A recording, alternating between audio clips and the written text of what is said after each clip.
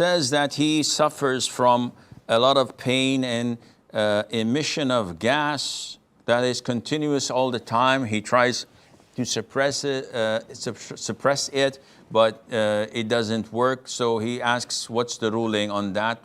First of all, this is similar to urine incontinence. Either there would be enough time for you that you can relate to and estimate where you can pray without anything coming out from you. In this case, you have to wait.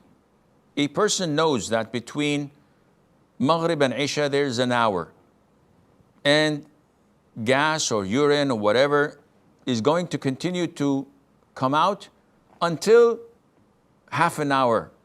And then there is a gap of a half an hour, nothing comes out. He knows this for certain, by observation, by practice, by whatever. In this case, he has to skip salat until he's totally pure and fresh, changes whatever's soiled from his clothes, perform wudu, and pray on time. This is scenario number one.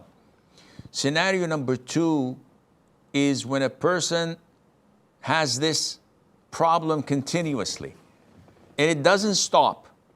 No matter how many times he tries to observe it and keep a watch for it, it simply continues. Every time he goes to pray or he wants to make wudu, it breaks. And it continues to do that even if he prays as he is until the end of the time. In this case, the consensus of all scholars, as Shaykh al-Islam bin Taymiyyah reports, and other scholars, that whoever is in such a situation, once the adhan is called of the prayer, whether it's Maghrib, Asr, Isha, whatever, and he wants to pray, not necessarily the moment the adhan is called, no, whatever he wants to pray, but after the time is due, not before, he may go ahead and clean himself, perform wudu, and pray. Even if this is continuously coming throughout the process, even if he was performing wudu, it broke. Ignores it, he goes and pray. While praying, it breaks. No problem, because this is the best of his ability.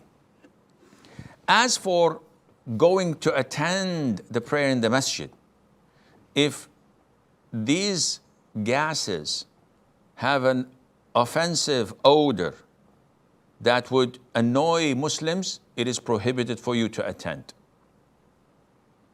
Because the Prophet ﷺ ordered us to prevent those who consume garlic and onions from disturbing and from annoying or harming the worshippers, because the angels are also harmed and annoyed by such an offensive odor. So anything that's offensive, that's bad smell, even if it's your own body odor, even if it's someone who smokes and comes with the smell of tobacco, this is prohibited for him to attend the masjid with such a smell, because others are offended by it.